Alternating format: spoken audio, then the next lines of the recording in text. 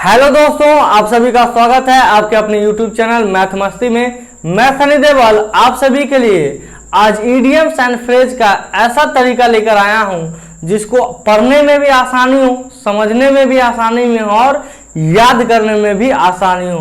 पिछले कुछ सेशन में हम इडियम्स के बारे में ऐसे खतरनाक तरीका से पढ़े हैं कि ताकि कोई कंफ्यूजन ही ना रहा हो। आपको टीचर लोग बताता होगा कि idioms and phrase one word substitution रट कब पी जाओ। याद रखना, रटना नहीं है, सिर्फ समझ लीजिएगा कि बात क्लियर हो जाएगा। तो चलिए बिना कोई विलंब किए हुए क्लास को स्टार्ट करते हैं और इडियम्स एंड फ्रेज को समझते हैं। तो आपके स्क्रीन पर इस तरफ आ गया होगा इडियम्स एंड फ्रेज। जो पहला लिखा हुआ है अ ब्लू आइड बॉयज। मान के चलो बहू अपना और के आंख कैसा होता है, तो कहिएगा सर करिया होता है या भूरा होता है, तनका टाइप का, या तो काला होगा या भूरा होगा। मगर इमेजिन करिए आपके और हमारे घर में एगो बुल्लू आंख वाला लड़का जन्म ले ले, तो उसको ज्यादा प्यार दुलार दीजिएगा कि आपको ज्यादा प्यार दुलार मिलेगा रे बहू? तो कहेगा सर जी बुलुक्का वाला के ज्यादा प्यार। तो इसका मतलब होता है ब्लू आइड बॉय का मतलब होता है वेरी लवली के सेंस में कह सकते हैं, यानी एकदम प्रिय के सेंस में कह सकते हैं, डियर के सेंस में कहते हैं कि बहुत ही प्यारा होता है। तो इस सेंस में इसका शब्द लिया जाता है। ब्लू आंख वाला लड़का है, जब ब्लू आंख वाला लड़का होगा तो प्यारा है, खूबसूरत है। अगला लिखा हुआ है टर्न अ ब्लाइंड आई। अब देख लो ब्लाइंड आई, आंख देख रहा है मगर अनार कर दिया ऐसे आंख। तो इसका मतलब क्या हो गया कि तू सब कुछ देख कर भी अनदेखा कर रहा है, सब चीज जान कर भी तुम उसको नहीं देखना चाहता है। इसका मतलब आप उस पर फोकस नहीं कर रहे हैं। प्रिटेंड नॉट टू अटेंड या नोटिस कर सकते हैं। आप जानबूझकर उस चीज पर नोटिस नहीं कर रहे हैं, इसके लिए प्रयोग होता है बहू आपका टर्न अ ब्लाइंड आई। बात ध्यान रखना था। अगला इडियम लिखा हुआ है अ लाफिंग स्टॉक। एक मतलब होता है एक ऐसा वस्तु जिसको देख कर ही हंसी आ जाए, जेकर हिंदी होता है हंसी का पात्र। कोई ऐसा चीज जिसको देख कर ही आपको हंसी आ जाए, यानी ए थिंग ऑफ लाफ्टर कह सकते हैं। एक ऐसा चीज जिसको देख कर ही मन मिजाज गदगद हो जाए, उसको देख कर ही हंसी आ जाए। कोई ऐसा चीज देख लेते हैं, कोई भूला बिसरा गीत याद आ जाता है जिसको देख कर ही हंसी छूट जाता है, उसी के लिए प्रयोग होता है ए लाफिंग स्टॉक। इडियम को याद करने की जरूरत नहीं है, सीधी देख लो ए लाफिंग, तो लाफ वाला आंसर होगा। तो ये एगो टकरा गया। अगला क्वेश्चन लिखा हुआ है अ वोल्फ इन शिप्स क्लॉथिंग। ये बहुत फेमस है कि भेड़िया के खाल में दोस्त, यानी आपका कोई ऐसा मित्र जो आपके साथ रहता है, कहता है कि हम अच्छा हैं, मगर वो एक्चुअल में अच्छा नहीं हो सकता है। इसका मतलब आप कह सकते हैं a hidden enemy in face of friend, यानी एक ऐसा दोस्त जो आपसे दोस्ती बहुत बढ़िया से रखता हो, कहता होगा कि हम ही तो हर जान है जहान है, मित्रता के नाम पर बहुत हवाबाजी करता हो, मगर वो आपसे लूटता हो, आपका पैसा लूट लेता होगा, समय लूट लेता होगा। तो उसीलिए कहा जाता है ए वोल्फ इन शिप्स क्लॉथिंग, यानी कि भेड़िया के खाल में छुपा हुआ जो होता है गद्दार वही। अगला लिखा हुआ है अल्फाबेट सूप। अब अल्फाबेट सूप का समझना प्यार से। हम अगर बोले बउओ कि अल्फाबेट जो होता है, ये अक्षर 26 लेटर होता है, ओकर मिला कर सूप बना के पी जाओ, तो कहेगा सर जी कैसा सूप है, एगो टाइप के बताइएगा। ए तो ए मिला के पी जाएंगे तो समझ में आए कि विटामिन ए पी लिए, मगर 26 लेटर अल्फाबेट में 26 लेटर होता है, 26 को पिला कर पी जाइएगा तो एक तो समझ से भी बाहर है, कॉम्प्लिकेटेड भी होता है। तो इसका दो मीनिंग हो सकता है, या तो हो सकता है अनेबल टू अंडरस्टैंड, यानी कि कोई चीज आपको समझ ना आए, उसके लिए सेंस में प्रयोग करते हैं अल्फाबेट सूप, या इसी को कह सकते हैं कॉम्प्लिकेटेड। यानी कि बहुत ही जटिल टाइप का, या परप्लेक्स्ड भी कह सकते हैं। आप कंफ्यूज हो जाइएगा कि सर अल्फाबेट का सूप कैसे बने, उसका कैसे बनेगा, तो आप कंफ्यूज हो जाते हैं, ये बात ध्यान रखिएगा। अगला इडियम लिखा हुआ है बहु एट सी। इसका मतलब होता है एट सी का मतलब समझो, एट सी। अब अगर हम कहें कि जाओ बहु समुद्र में से कोई चीज ढूंढ के लेके आओ, तो कहिएगा सर पगला गए हैं का, एक बार से समुद्र में मिल जाएगा यानी उसमें समा जाएगा वो फिर मिलेगा? संभव नहीं है, उसको खोजना बहुत कम जटिल है, वो कंफ्यूज करा देगा आपको। सर हियाँ गिरा कि हियाँ गिरा, एगो नाला में तनी को सिक्का गिर जाता है तो से तो मिलवे नहीं करता है। अब बात कर रहा है समुंदर का, तो हुआ मिलने को है, एट सी।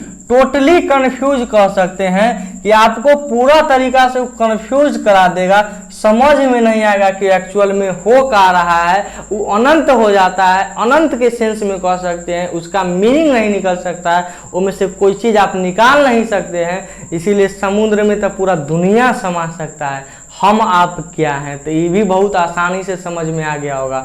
अगला लिखा हुआ है बहु at sixes at and sevens. एक मतलब समझना, कभी 6 कभी 7। हम कहेंगे रे बउआ एक पढ़ के बताओ तो कौन अक्षर लिखा हुआ है, तो कहिएगा सर दिखाई नहीं दे रहा है 6 है कि 7 है, तो तू कंफ्यूज हो गया, क्लियर दिखाई नहीं दे रहा है। तो इसका मतलब कंफ्यूजन से होता है इन कंफ्यूजन। जब आप कंफ्यूज कर जाते हैं कि सर 6 लिखल है कि 7 लिखल है, समझ ही नहीं आ रहा है, और जब समझ में ना आए तो आपके मन में कंफ्यूजन आता है, और कंफ्यूजन के लिए ही किया जाता है at sixes and sevens, confusion के सेंस में आता है। अगला लिखा हुआ है अ सी चेंज।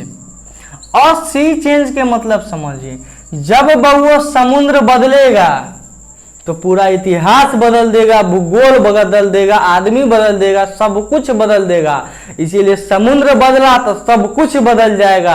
याद करवा देते हैं, समुद्र बदला सब कुछ बदल गया, यानी कि टोटली चेंज्ड। जब कोई भी चीज पूर्णतः बदल जाता है, चेंज हो जाता है, तब प्रयोग करते हैं अ सी चेंज, यानी टोटली चेंज के सेंस में प्रयोग होता है बहु। अगला लिखा हुआ है कैट नैप।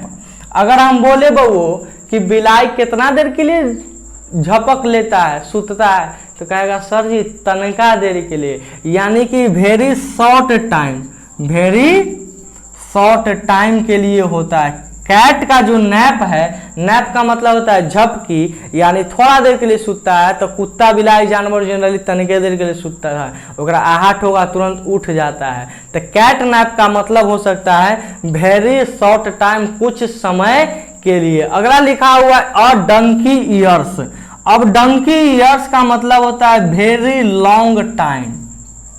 देखिए अब कैट नैप डोंकी ईयर्स एक साथ इसीलिए लिखा है कि एगो के मतलब होता है कम समय के लिए, एगो के मतलब होता है लंबा समय के लिए। डंकी ईयर्स, जो गधा होगा, खच्चर होगा, ओकरा बुद्धि जीवन भर खुलता है ना, कहता रे गधा है रे, ठौना में बुद्धि है, बुद्धि नहीं खुलेगा। ओकरा साल भर 2 साल 10 साल 20 साल ज्ञान दे दो तो ये बुद्धि ओकर नहीं खुलने को है। इसीलिए कहा जाता है ए डंकीज ईयर, एक खच्चर का साल है। खच्चर का जो सीखता नहीं, ओकर साल सिखाते आप पागल हो जाइएगा, मर जाइएगा, वो सीखने वाला नहीं है। तो बात पूरा समझ में आ गया होगा। अगला इडियम वो लिखा हुआ है to read between the lines, यानी कि तो हम शायद पहले भी करा चुके हैं, ध्यान नहीं है, कि लाइन के बीच में 2 लाइन पार दिए, कहेंगे सर पढ़ के बताओ, तो पढ़ के बता देगा, संभव ही नहीं है पढ़ना।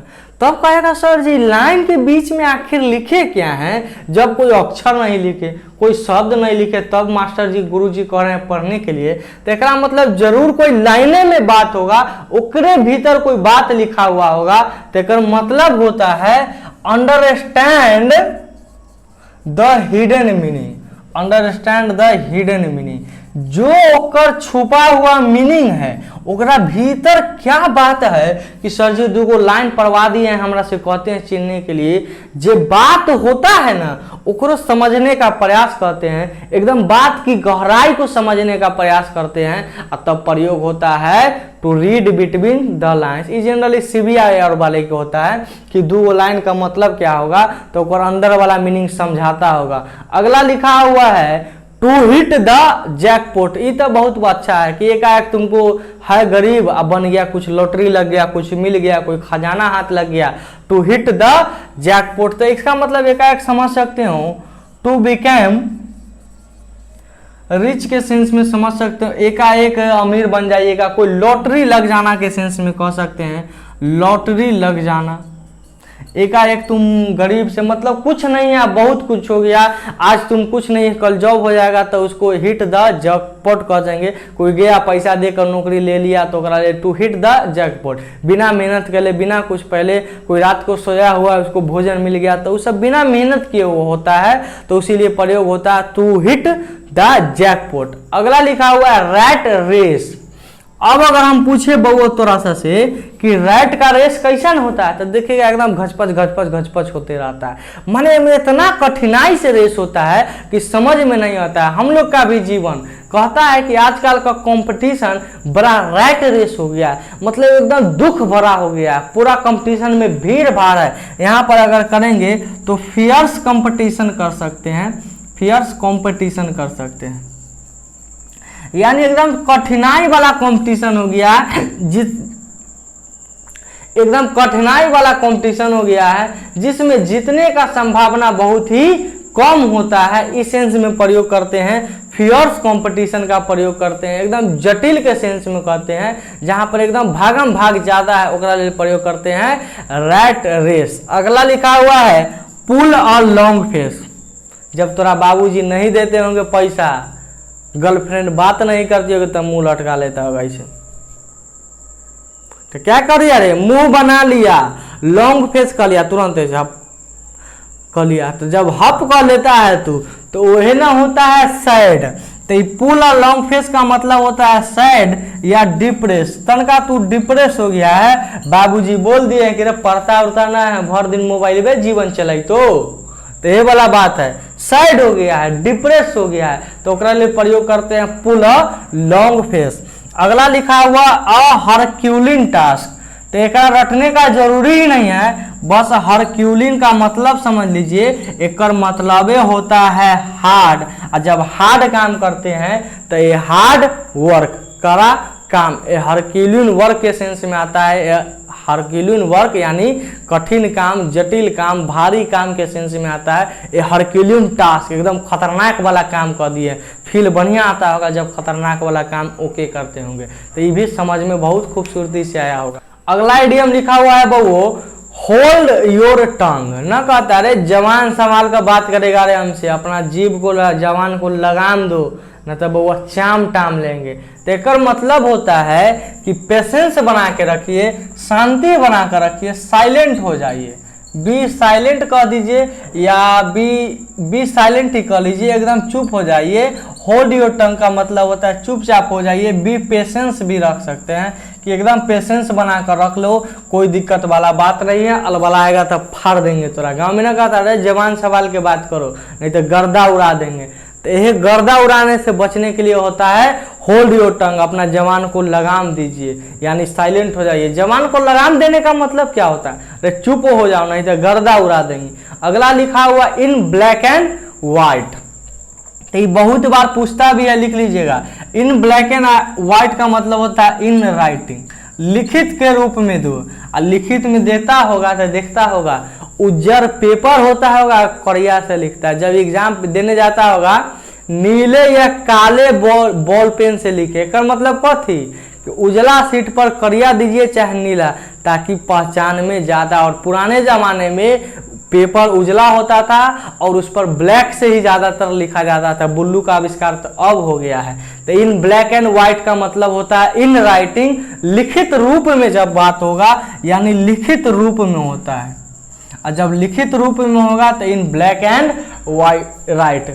इसका मतलब हो सकता है please give me some rules या some work in black and white, यानी कि आप हमको लिखित रूप में कुछ स्टेटमेंट दीजिए, कुछ काम दीजिए, कुछ भी दीजिए। अगला लिखा हुआ है बहु go to the dogs. Go to the dogs के मतलब होता है बहु बी रून्ड, यानी कि बर्बाद हो गए हैं आप, बर्बाद हो जाना एक मतलब होता है। गांव देहात में वो कहावतें कहा जाता होगा कि रे कुत्ता बिलाई के साथ दोस्ती न करो। कुत्ता बिलाई का मतलब क्या? जिसका व्यवहार उस तरीका से है, जिसका नेचर सही नहीं है, जो आपको सपोर्ट नहीं करता होगा, अपना विकास करता होगा, उसी के लिए प्रयोग होता है गो टू द डॉग्स, कुत्ता के साथ। एगो कहावत है कबीर साहब का कि सुख में सुमिरन सब करे, दुख में करे ना कोई। सुख आएगा तो सब होगा है भैया हमारा, जब दुख आएगा तो अकेले। इसीलिए एगो बात याद रखना, दुख 2 दिन के, एहसान जीवन भर का। दुख ले लीजिए, एहसान कभी नहीं लीजिएगा किसी का, क्योंकि दुख आज आपका है, मेहनत करिएगा आगे बढ़िएगा, मगर एहसान जिंदगी भर का होता है। अगला लिखा हुआ है वो draw a line a draw a blank. ये दोनों के मतलब हम एक ही बार समझा देते हैं, ड्रॉ अ लाइन और ड्रॉ अ ब्लैंक। जब आप छोटे होंगे, बच्चे होंगे, तो कभी कोई लाइन पार देते होंगे तो गार्जियन खुश हो जाता होगा, माता पिता खुश हो जाते होंगे, मगर खाली पन्ना कलम कॉपी दे दिया, कुछ न लिखे, इस जीवन में कुछ नहीं करेगा। इसका मतलब एगो का मतलब होता है सक्सेसफुल, एगो का मतलब होता है अनसक्सेसफुल। एक मीनिंग डिक्शनरी में बदल सकता है, मगर अर्थ आपका वही होता है कि ड्रॉ अ लाइन का मतलब होता है कोई चीज अचीव कर लेना, कोई चीज पा लेना, कोई चीज गेन कर लेना। और ड्रॉ ए ब्लैंक का मतलब होता है निष्क्रिय हो जाना, हार जाना, सफल न होना। तो इसके लिए प्रयोग होता है ड्रॉ अ लाइन और ड्रॉ अ ब्लैंक। तो ये भी कंफ्यूजन क्लियर हो गया होगा। अच्छा दोस्तों, यहाँ तक सारा कॉन्सेप्ट क्लियर हो गया होगा, सारा बात समझ में आ गया होगा कि आखिर हम समझाना क्या चाहते हैं। अगर समझ में आया होगा तो वीडियो को लाइक, शेयर और सब्सक्राइब जरूर करें। मिलते हैं हम लोग अगले वीडियो में, तब तक इस चैनल के साथ बने रहिए। आपका दिन शुभ हो। Have a nice day. धन्यवाद।